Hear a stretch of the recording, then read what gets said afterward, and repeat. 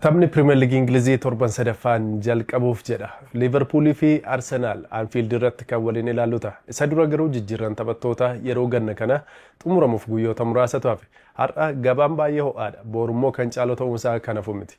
Isa irrattis waliin kan dubbannu ta'a. Guyyaa kaleessa leenjistoonni duraanii Manchester United lama guyyuma tokkotti jechuudha hojii isaanii irraa gaggeeffamanii jiru. Jose Mourinho fi Ole Gunnar Solskjaer.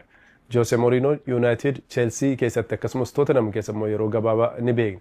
Real Madrid akkasumas Inter Milan fi Porto leenjisuutiin kan beekamu maqaa guddaallee hojii leenjisummaa irratti kan horate Jose Mourinhoon amma dhiyeenya kana garuu hojii isaarraatii ari'amaa jira. Kun irra deddeebiin isa mudateera. Kanaafidha leenjisaa hojiirraa ari'amuun tujaara ta'e yookaan maallaqa guddaa argate kan jedhameef kilaboonni yeroo Jose Mourinho ari'an kontiraan isaa waan hin xumuraminiif mindaan isaas guddaa waanta ta'eef kan hafe isaaf kaffalaniiti kan isaan gaggeessan. Kaleessa Fenerbahce dorgommii Champions League ittaanuuf darbuu waan dadhabeef Benficaatiin mo'amee jechuudha. Kaleessuma pirezidaantiin kilabichaa Jose hojiirraa gaggeessuuf murteessee jira. Kilaba Turkii biraa leenjisaa kan ture Beşiktaş'in Ole Gunnar Solskjaer dhiyeenya Unitediin kan leenjise innis Champions Leagueif darbuu waan dadhabaniif hojiirraatii gaggeeffamee jira. Kun oduuwwan gurguddoo gama leenjistootaatiin jirudha. Eenyutu itti aana jettanii yoo na gaafattan tarii leenjisaa West Ham Graham Potter haala amma jiraniin kan itti fufan yoo ta'e hojiirraa gaggeeffamuu ni malu. Kan biraa immoo abbaa qabeenyaa Nottingham Forest fi akkasumas leenjisaan isaanii Nuno Espirito Santo wal dhabanii waan jiraniif tarii isaanis gargar ba'uu ni malu ta'a. Jose Mourinho garuu dhiyeenya hojii leenjisummaan Premier League keessatti arguun keenya waan hafu miti.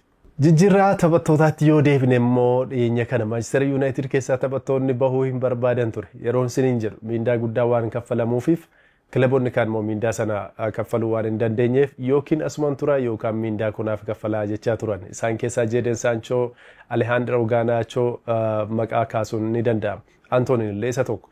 Garnachoon amma gara Chelsea deemuunsaa mirkanaa'ee jira. Manchester United gurgurtaa taphataa kanarraa paawundii miliyoona 40 kan argatu ta'a. Chelsean Xavi Simonin dhabee jira. Xavi Simons RB Leipzig irraati Chelsea gala jedhamee eegamaa ture. Akkasuma Man Cityn illee taphataa kana adamsaa ture. Haa ta'u malee kaleessa galgala Eze dhiyeenya kana kan dhabe Tottenham Xavi Simonin taphataa isaa gochuu danda'eera. Paawundii miliyoona 60 RB Leipzigiif kan kaffalu ta'a. Kan biraa immoo Antonin gara Real Betis deemuunsaa kan hafu miti jedhamaa jira. Kilaboonni lamaan waliin dubbataa jiru. Gigi Donnarumma Manchester City keessatti arguun keenya kan hafu miti. Akkasumas Manchester United immoo karra eegaa Royal Antwerp mallatteessuudhaaf dhumarra akka ga'ee jirutu himamaa jira. Torban kana ijoo dubbii kan ta'e akka qaaniittis deeggartoota isaa biratti akkasumas immoo leenjisaa biratti kan ilaalame gahumsa Manchester United kilaba Grimsby Town jedhamu irratti argisiisedha. Kilaba diviziyoon arfaffaa keessa jirtu yookaan kilaba qabalee tokkooti yoo jettanis nama saalfachiisu. Kilaba akkasii wajjiniitiin taphatee mo'amee jira.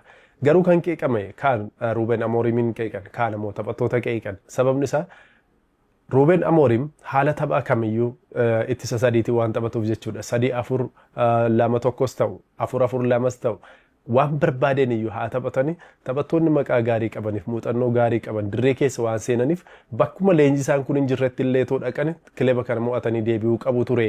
Miindaa guddaatu isaaniif kaffalamaa. Kilaba guddaa keessa jiru. Deeggartoota hamma kanaa fuulduratti taphatanii mo'achuu dadhabuun isaanii qaaniidha jedhanii jiru. Inuma ammoo waan isin dhibu tokko karra eegan Grimsby deeggara Manchester Unitedidha. Taphacha mo'achuutti gammadeera garuu Manchester Unitediif baay'een gaddee jedha. Sababni isaa kilaba kana baay'ee waan jaallatuuf injifatanii illee gamman isatti illee naasoo uumee jira. Leenjisaa kilabichaattis akkasuma Ruben Amorim hedduu qaana'anii jiru. Barnilee wajjiniitiin tapha qabu amma dhiyeenya. Leenjisaan kun haala akkamitiin dhufu eenyuun taphachiisu kan jedhu kan ilaallu ta'a.